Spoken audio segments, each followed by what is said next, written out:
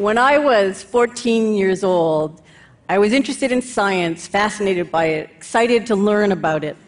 And I had a high school science teacher who would say to the class, "The girls don't have to listen to this." Encouraging, yes. I chose not to listen, but to that statement alone. So let me take you to the Andes Mountains in Chile, 500 kilometers, 300 miles northeast of Santiago. It's very remote, it's very dry, and it's very beautiful. And there's not much there. There are condors, there are tarantulas.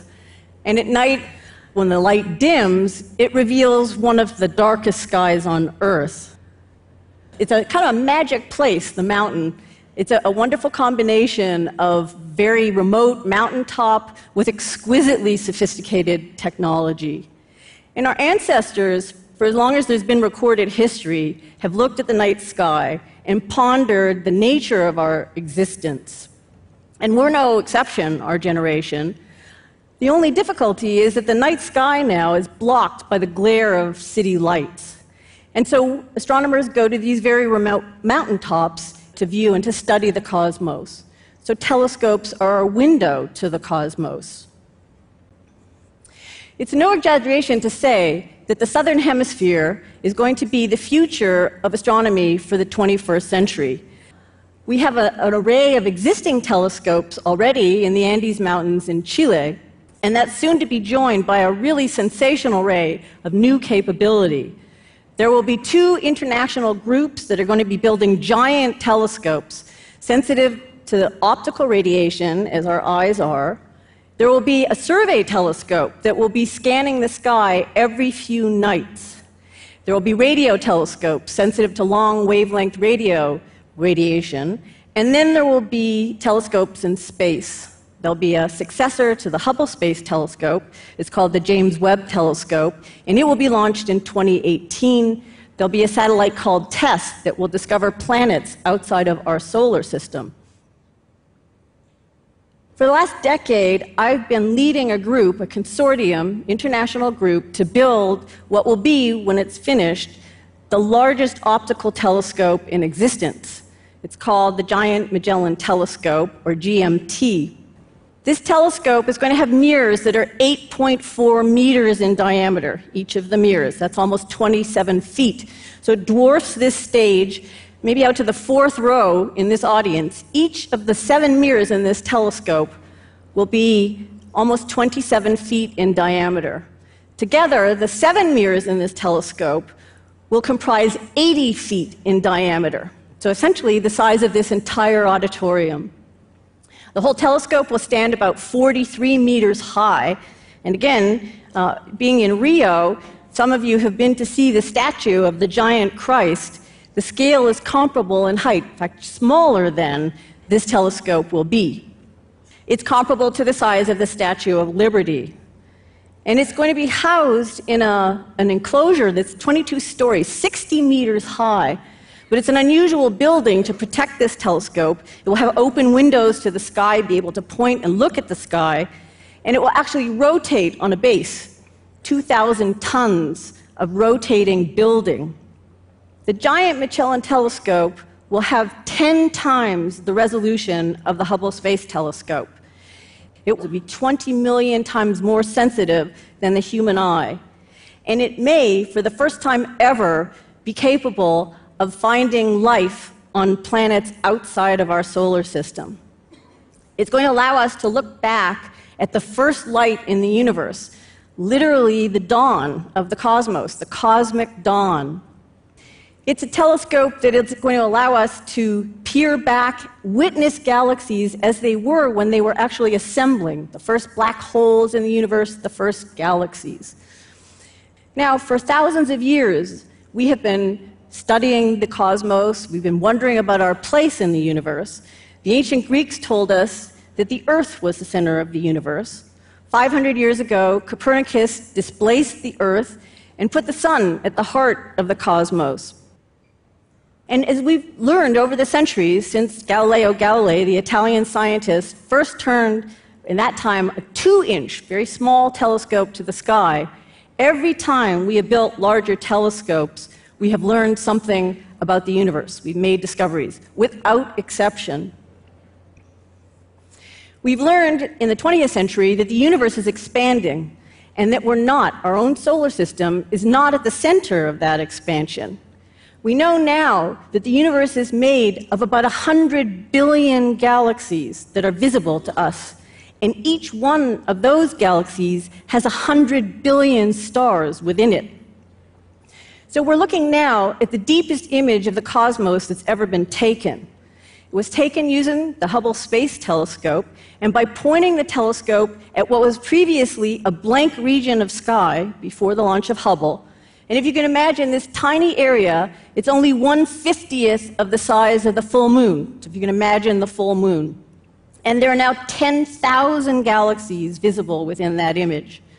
And the faintness of those images and the tiny size is only a result of the fact that those galaxies are so far away, the vast distances. And each of those galaxies may contain within it a few billion or even hundreds of billions of individual stars.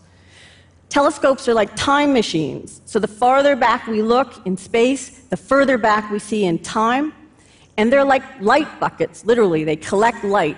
So the larger bucket, the larger mirror we have, the more light we can see and the farther back we can view. So we've learned in the last century that there are exotic objects in the universe, black holes. We've even learned that there's dark matter and dark energy that we can't see. So you're looking now at an actual image of dark matter. You got it. Not all audiences get that. So the way we infer the presence of dark matter, we can't see it, but there's an unmistakable tug due to gravity. We now can look out, we see this sea of galaxies in a universe that's expanding. What I do myself is to measure the expansion of the universe, and one of the projects that I carried out in the 1990s used the Hubble Space Telescope to measure how fast the universe is expanding. We can now trace back to 14 billion years. We've learned over time that stars have individual histories. That is, they have births, they have middle ages, and some of them even have dramatic deaths.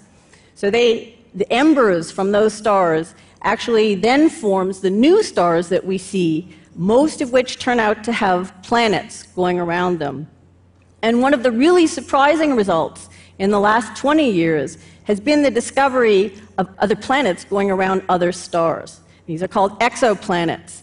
And until 1995, we didn't even know of the existence of any other planets other than going around our own sun.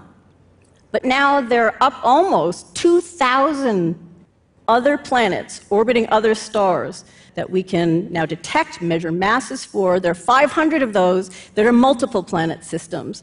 And there are 4,000, and still counting, other candidates for planets orbiting other stars. And they come in a bewildering variety of different kinds. There are Jupiter-like planets that are hot. There are other planets that are icy. There are water worlds, and there are rocky planets like the Earth, so-called super-Earths, and there's even been planets that have been speculated diamond worlds. So we know there's at least one planet, our own Earth, in which there is life. We've even found planets that are orbiting two stars. That's no longer the province of science fiction. So around our own planet, we know there's life. We've developed complex life. We now can question our own origins. And given all that we've discovered, the overwhelming numbers now suggest that there may be millions, perhaps, maybe even hundreds of millions of other stars that are close enough, just the right distance from their stars that they're orbiting, to have the existence of liquid water and maybe could potentially support life. So we marvel now at those odds, the overwhelming odds. And the amazing thing is that within the next decade, the GMT may be able to take spectra of the atmospheres of those planets and determine whether or not they have the potential for life. So what is the GMT project? It's an international project. It includes Australia, South Korea, and I'm happy to say, being here in Rio, that the newest partner in our telescope is Brazil.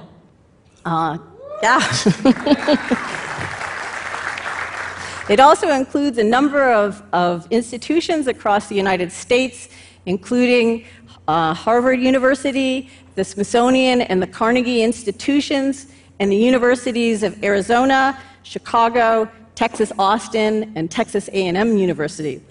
It also involves Chile. So the making of the mirrors in this telescope is also fascinating in its own right.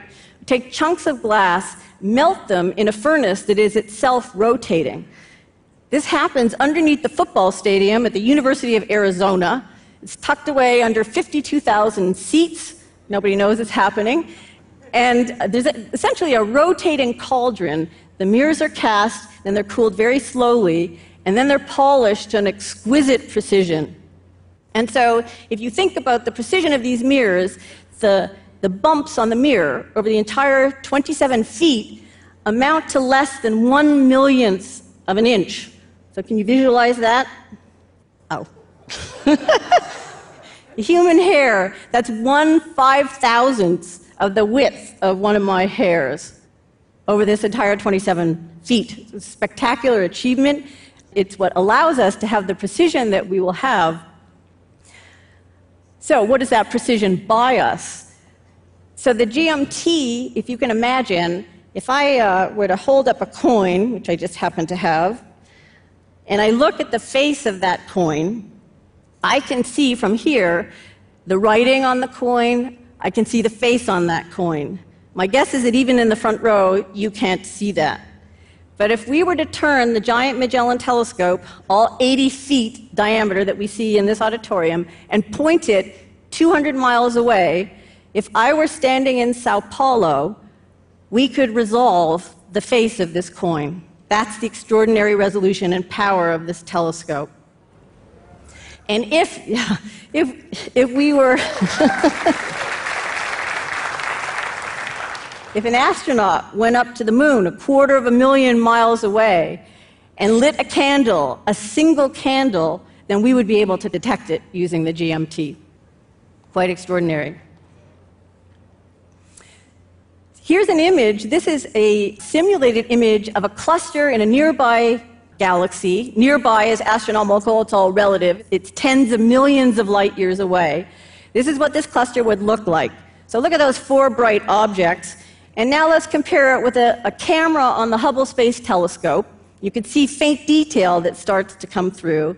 And now finally, and look how dramatic this is what the GMT will see. And so keep your eyes on those bright images again. This is what we see on one of the most powerful existing telescopes on the Earth, and this is again what the GMT will see. Extraordinary precision.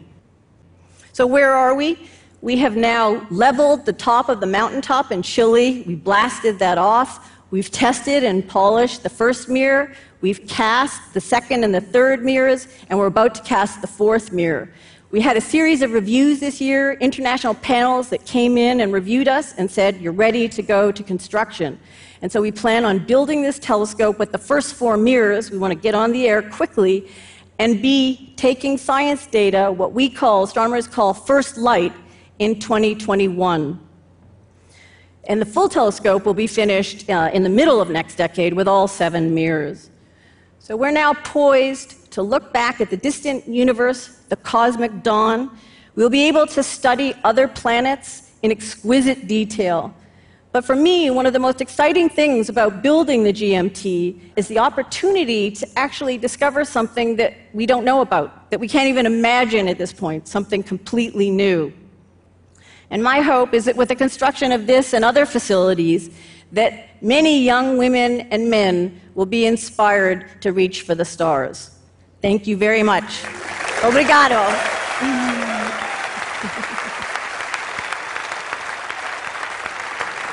Thank you, Wendy. Stay with me because I have a question for you.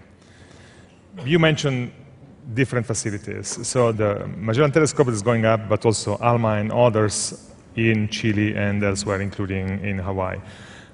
Is it about cooperation and complementarity, or is it about competition? I know this competition in terms of funding, but what about the science?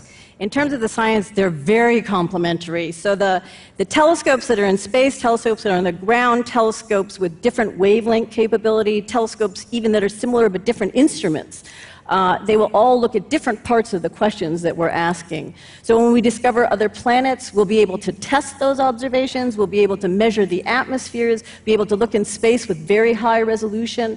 So they're very complementary. You're right about the funding. We compete, but scientifically it's very complementary. Wendy, thank you very much for coming to Thank you. Thank you.